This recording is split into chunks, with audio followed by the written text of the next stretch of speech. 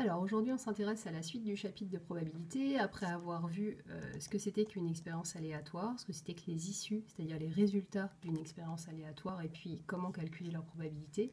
On s'intéresse aujourd'hui à la notion d'événement. Alors qu'est-ce que c'est qu'un événement? C'est un ensemble d'une issue ou de plusieurs issues d'une expérience aléatoire. Pour mieux comprendre, je vous ai mis deux exemples. Pour le premier, on reprend l'exemple du lancer de dés. Donc les 6 issues possibles sont obtenir 1, 2 ou 3 ou 4 ou 5 ou 6. Et la probabilité de chaque issue est 1/6. Alors, un exemple d'événement, ça pourrait être obtenir un nombre impair. Donc, je note A cet événement-là. Il va être réalisé si on obtient 1, ou si on obtient 3, ou si on obtient 5.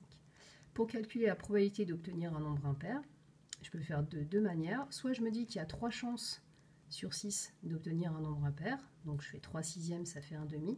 Soit j'additionne les probabilités des issues qui vont réaliser l'événement. Donc je vais additionner la probabilité d'avoir 1, la probabilité d'avoir 3 et la probabilité d'avoir 5. Donc je vais faire 1/6 plus 1/6 plus 1/6, 3/6, je retombe bien évidemment sur 1/2. Donc il y a une propriété qui nous dit, qu'on vient d'appliquer en fait à l'instant, qui dit que la probabilité d'un événement est égale à la somme, au résultat de l'addition, des probabilités des issues qui le réalisent. Je vous donne un autre exemple. Si on note B l'événement obtenir un nombre strictement inférieur à 3, B il est réalisé par les issues on obtient 1 ou on obtient 2. Donc la probabilité de l'événement B, c'est la probabilité d'obtenir 1 plus celle d'obtenir 2, 1/6 et 1/6, 2/6, ça fait 1/3. Un autre exemple, je vous ai mis une roue de loterie, donc on lance cette roue et on note le numéro qui s'affiche en face de la flèche rouge. Donc si j'appelle A l'événement, le nombre obtenu est impair, de la même manière. Là, c'est réalisé si on obtient 1 ou si on obtient 3.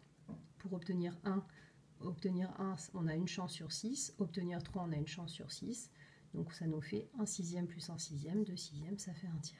Donc la logique est la même que quand vous calculez les probabilités d'issue. Simplement, il se trouve qu'il y a plusieurs issues qui, dans ce cas, se cumulent. Alors, une petite propriété, tout événement, comme toute issue d'ailleurs, a une probabilité comprise entre 0 et 1.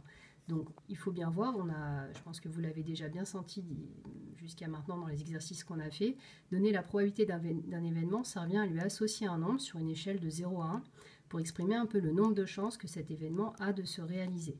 0 étant le cas où l'événement ne peut pas se produire, et 1, l'événement peut se produire de manière certaine, on est sûr qu'il va apparaître. Et donc du coup, ça donne naissance à deux mots de vocabulaire. On va appeler un événement certain un événement qui se réalise toujours. Donc la probabilité d'un événement certain, c'est 1. On a 100% de chances qu'il se réalise. Par exemple, quand vous lancez un dé, le fait d'obtenir un nombre entier qui soit entre 1 et 6, c'est certain. Vous ne pouvez pas obtenir autre chose qu'un nombre entier entre 1 et 6. Donc la probabilité de cet événement est 1. Et à l'autre bout justement de ce segment, il y a l'événement impossible, qui est un événement qui, comme son nom l'indique, ne peut pas se réaliser. Donc lui, sa probabilité est 0.